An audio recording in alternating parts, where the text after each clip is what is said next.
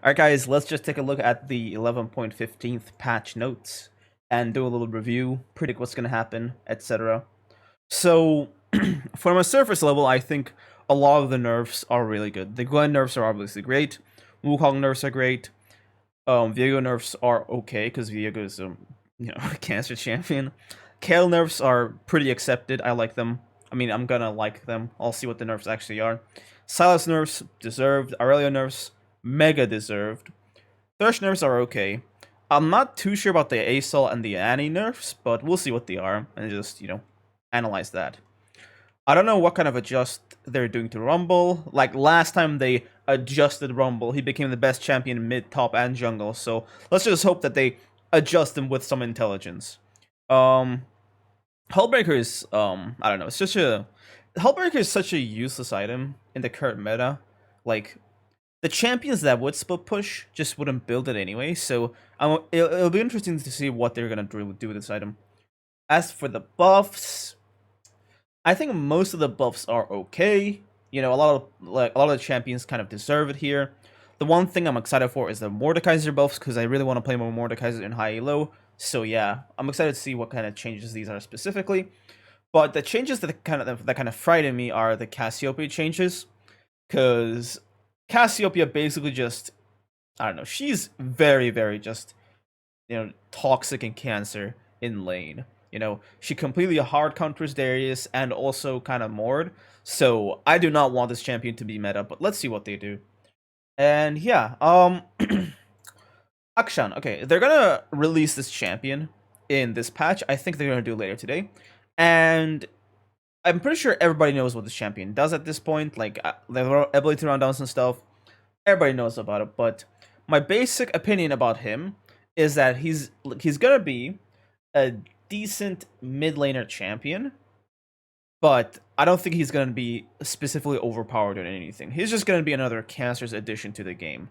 Okay, so like I'm pretty sure he's not gonna be like super high win rate, but there's just gonna be moments where he basically just invalidates like so many things in the game because death timers are very very like they're a part of the game and they're a very important part of the game, and right just removing death timers as a mechanic just is kind of crazy. So imagine late game, your whole team dies, and I mean the enemy team, all of them die, and you win the game at that point. But then the Ashkan just comes and kills whoever killed them.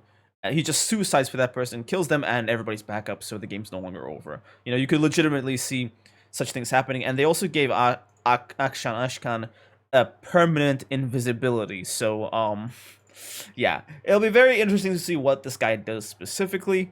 I don't think he's going to be that overpowered, but he's going to be very, very annoying to deal with, much like all of Riot's new champions. Anyway, let's just go right into the buffs and nerfs. Annie. Damage ratio just minus 5%. Wait, that's 80. Okay. I think that's fine. I don't really, like, this is obviously gonna, make CSing a tiny bit harder and, make her a tiny bit weaker in lane, but I don't see this doing that much to, impact her gameplay that majorly. Okay, Asol, Q cooldown increased. This is the stun thing, right? Aurelio is still such a weird champion because he's almost never a popular champion, right? This guy's always a one-trick champion. It's just that, like, sometimes the one-tricks just win, like, 60% of the time or something crazy like that.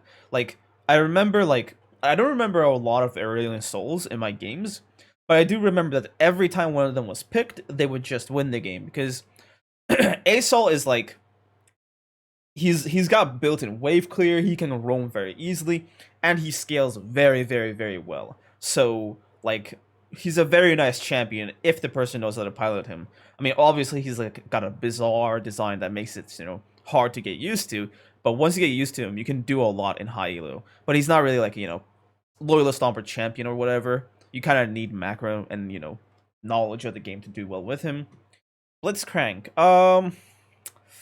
Yeah, this champion is like, I don't think like nerfs or buffs matter with this champion too much because he's so skill dependent. Like a good blitz is gonna be a good blitz no matter what, but a bad blitz, like no matter how much you buff anything, a bad blitz is gonna be a bad blitz. But I do kind of like that they're adding more damage and stuff to Rocket Grab because a lot of the times, like in bot lane, you pull someone, but they just outstat you and your ADC. So like, you know, um, I kind of like that Blitzcrank is getting a buff because he's a very skill-based champion, and I like skill-based champions being popular. Um, he damage. Okay, this is kind of irrelevant, I guess. Why did he? I don't care about this character. Okay, this is kind of irrelevant in my opinion. It's basically just gonna come into effect at like the level 6 fight or so, but I don't think this is gonna majorly change anything. Can I see the super reviews? Base Empire. Whoa! Why? Why? Why? What the 10? Like, she just spams this, you know? Like, it's like they add 10 damage on every bleed stack of Darius. What the they double its damage rank 1. They double its damage rank 1. What? Why? Why? It's so gross. This is like her most spammy ability. With this change, she'll be able to press an advantage when she lands her Q in her early. Like, I really hate this character. Because, okay, if it's like, you shoot out the skill shot, it lands, and then you do your damage. I'm fine with that concept. But the thing is, that skill shot on Cassio is on such a low cooldown that it doesn't even matter. Because she just keeps throwing it out. She goes chuck it out, chuck it out, chuck it out. She just keeps spamming it in lane. And it's like, she will land one eventually. And to make it even worse, they added a change where her miasma can be cast anywhere. Where like in old Cassio, you could only cast that at max range. But with the new one, you can cast it in melee range just like the area is smaller. The bad part about this change is that when you're in her miasma, not only do you have poison on you, you're also slowed so she can, like, you know, land her Q. Now, this is just insane, honestly, back when they did it, because they just removed counterplay. But, you know, it's like, dodging Q is possible. It's doable most of the time, but she just needs to land one. She lands one, and half your health is just gone. And she can just keep spamming it over and over and over again. Like, this champion should never be meta. Just such a cancerous character. Like, straight up. Maybe if I played more mobile champions, I wouldn't think like this. But I don't know. It's like just disgusting. Like she just kills you when she lands that. It's just insane. Okay, oh, we talked about this, so like, you know, we saw this nerf on Twitter a while ago. But yeah, they cut 20% of the attack speed from E rank 1, which is actually quite big. Now, there are many other reasons as to why Gwen is so dominant level 1 and in lane generally. Her armor is way too high, her E is way too fast, her E gives her extra attack range, and it reduces the cooldown of E again. Like, there's just a lot of with this champion, you know. W is way too powerful for a basic ability, and, you know, she actually heals quite a bit. There's a lot of things about this character that make her quite hard to fight. Now, them cutting half the attack speed means that if the Gohan player, you know, just messes up majorly, then you can still kill her. But the thing about Gwen is that, like, most Gwens run teleport and ignite, so they're still gonna basically kill you level 1. Just maybe not so easily. Maybe if you get them in melee or minions or in certain positions, you can kinda edge out a win, but it's probably not going to be possible because they don't take flash, they just take ignite, right? So yeah, she's basically going to be just as strong, but you can get into situations where you can kill her now, which is quite good, you know. But yeah, honestly, it's a pretty good nerf in my opinion. Okay, and they also don't max this that much, just Q, right? Okay, Irelia, W damage ratio decreased, damage reduction decreased later. Whoa, after a good visit, a good visit, a good visit, guys. Yeah, nice. I always ended up on the screen, but in a much better position to balance moving forward. No, she didn't. She's completely broken, and you guys are idiots. We'll be watching to see where she lands likely, but for now, what do you mean where she lands long term? She's cancer broken. She's broken like everywhere she goes. Oh my god, this company. Okay. Less damage in W. Okay. They actually didn't do anything to the early damage resistance, so it doesn't even matter. God, I really it's so questionable the competence of these people. If they maybe like put down the early damage resistance on W, I'd be more okay with this nerf, but this nerf basically just impacts nothing at all, right? She's still gonna be broken and cancerous. They gotta like just take out that 4-stack thing they did, you know, or nerf her like greatly, or she's still gonna be broken, right? She's stronger early on, by the way. Like those changes made her stronger early, stronger mid game, and stronger late. So yeah, nice champ. Mid lane cases typically rather stand, die her ground until she hits her power spike. Reducing magic resist when they get go should give more opponents. Reducing magic resist. I guess that's fine. I guess that's okay. Kennen. Strong across the board, Kennen's been out of the side for a while, but upping his main ability feel like one like a strike from a storm rather than a swing. Okay, they added a bit more damage. I think they should have not increased the base damage. They should have just like I think they should have added more AP scaling to him. Because although we're supposed to hate Kennen, right? He is such a useless champion. Unless he gets like 2-3 kills in lane, he just does 0 damage. So it's like, I don't know, maybe if they buff that, it could be kind of more playable. But yeah, this character is so fucking bad. Mordekaiser. There are those who have trouble signing up to current fighters in top lane. Yes, so passing him more durability to help him hold his own in lane and overall throughout the game. Oh damn. Okay. They cut 2 seconds out of the cooldown of W. Okay. This is actually so good. Jesus. This is legit good. It's like Mord's W is like so important to use properly. Because against a lot of champions, whether you use W properly or not, decides whether you win lane or not. So this is quite a good buff, honestly. I'd have to try him a few matches and see where he is. They added base HP to Nilly. They just added what? They added so much health there. Okay. Like 200 straight. Okay. Um. Okay. Okay. I think that's fine. Okay, now this is like one of those scary changes. Okay, these are just bug fixes. Okay, it doesn't matter then. Okay. Twin bite. I guess that's fine.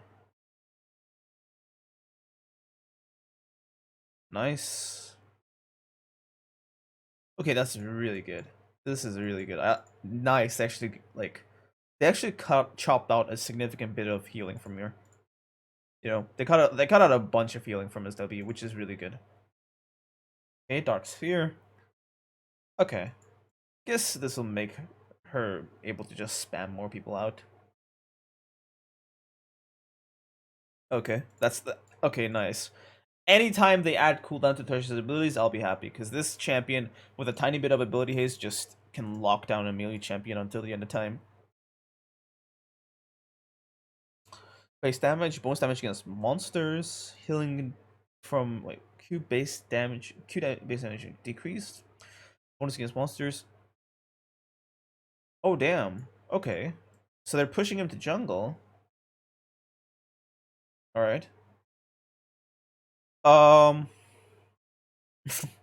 In hopes, we hope he'll be balanced in the long term.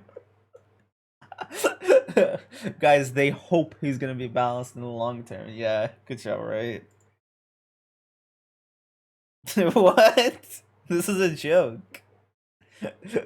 Is that it? They just took a 1.5 HP regen and called it a day. Is this really what? Wukong's able to stay healthy in lane even after taking a beating. That's his problem, isn't it? That's his problem. Like, this is definitive proof that the people who write these have no idea like what they're talking about.